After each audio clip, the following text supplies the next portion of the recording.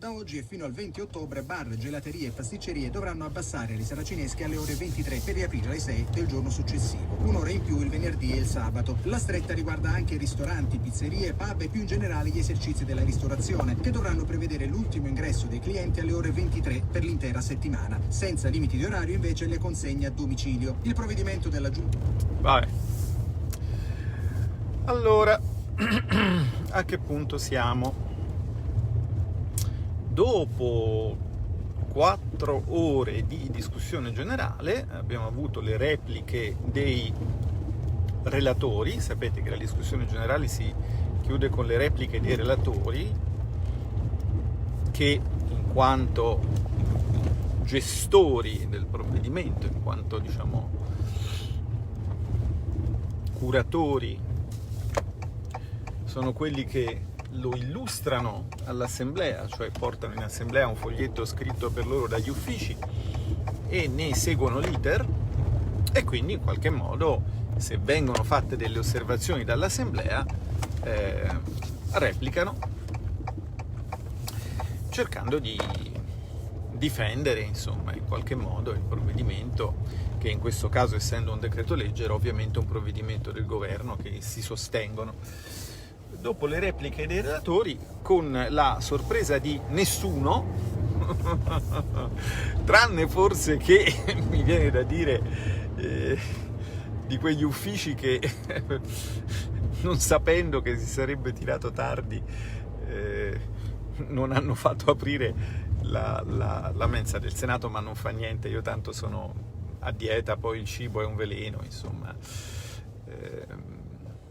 Non quello della mensa in generale, insomma.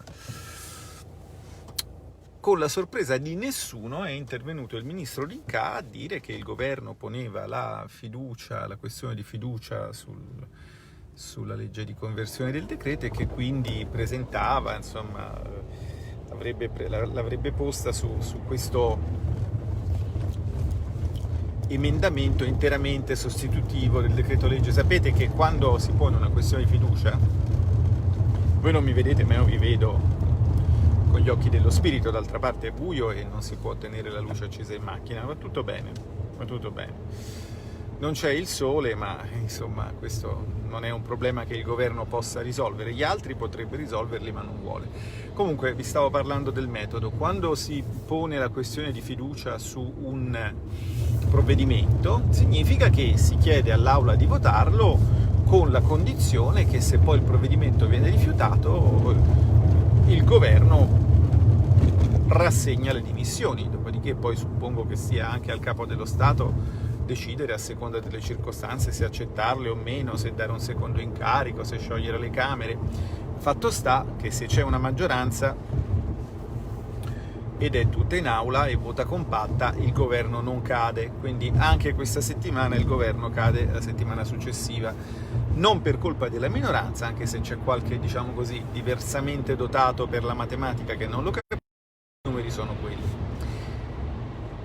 Il regolamento del Senato chiede che quando viene posta la questione di fiducia si voti ogni singolo articolo secondo una interpretazione, e questo fa sì che, per fare una unica votazione sulla fiducia, che è una votazione per appello nominale in cui vengono chiamati tutti per nome: Abate, Audino, Augussori, Bagnai, no? Così, e quindi è una votazione lunga. Per farne una sola, di fatto si riscrive tutto il decreto come unico articolo, che si presenta come unico emendamento del governo al suo stesso decreto. Vabbè, detta così, scusandomi anche per l'ora, che potrebbe così, no? Però insomma, il meccanismo è che si fa un voto, si scrive questo maxi emendamento, che ovviamente è illeggibile, perché non essendo diviso in articoli, ma essendo solo una lunghissima lista di commi, nulla di più facile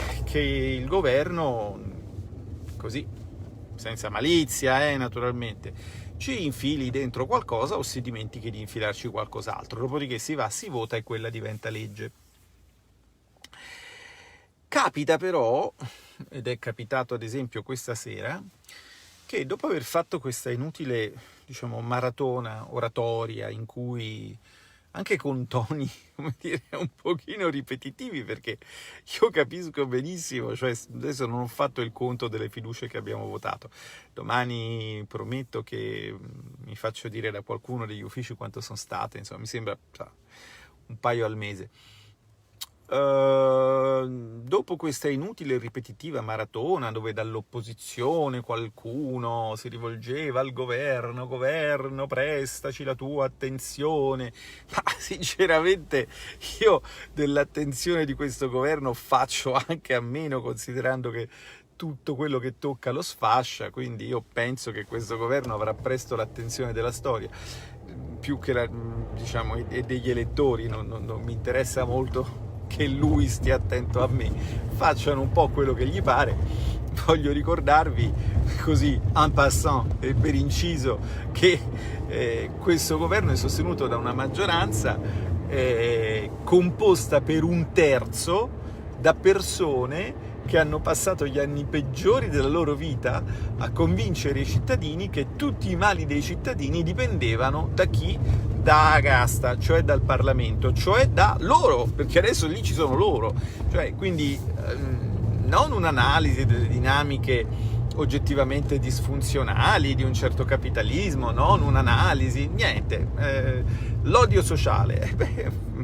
Quando predichi l'odio sociale dovresti aspettarti, o quantomeno diciamo desiderare, di non diventarne l'oggetto. Se invece dopo aver predicato tanto odio sociale, tanto ti arrabatti per restare nel posto verso cui tu hai convogliato l'odio che hai generato, fatalmente finirai autoincenerito, e questo è l'ovvio destino dei compagni 5%.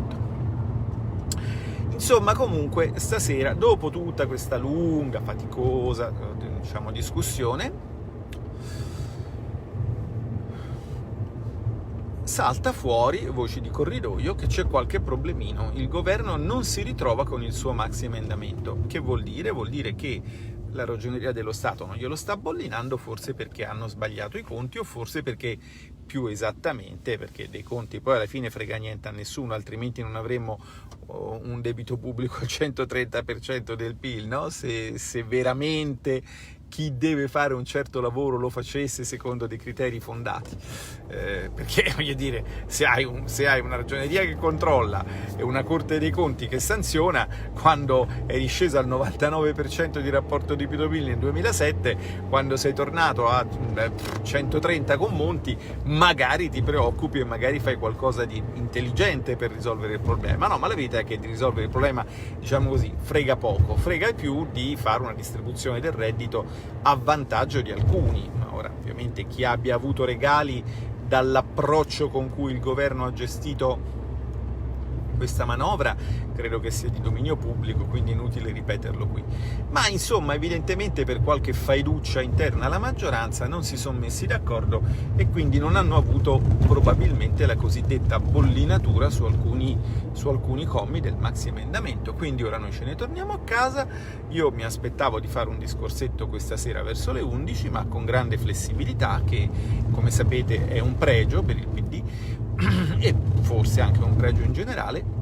Il discorsetto lo farò domattina un po' dopo le 9:30, per dire che cosa vuoi dire in 5 minuti a questa maggioranza di risulta? C'è bisogno di spiegargli perché il popolo che io mi onoro di rappresentare non si fida di loro? Ma è abbastanza semplice, non ha visto un euro e quindi, come dire, mi sembra abbastanza chiaro che i motivi della sfiducia sono ampiamente evidenti e non c'è bisogno di circostanziarli ulteriormente. 5 minuti quindi basteranno. Ringrazio anche il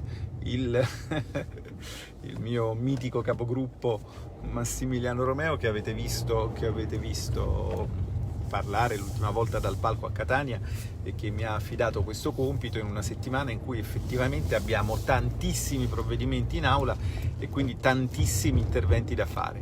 un atto di fiducia, ma anche un po', come gli dirò domani scherzando, un atto di nonnismo, perché sinceramente andare per l'ennesima volta a spiegare a questo governo perché noi non ci fidiamo di loro è una corvée che faccio volentieri, non solo per disciplina, ma anche perché ovviamente è un onore essere lì e portare a queste persone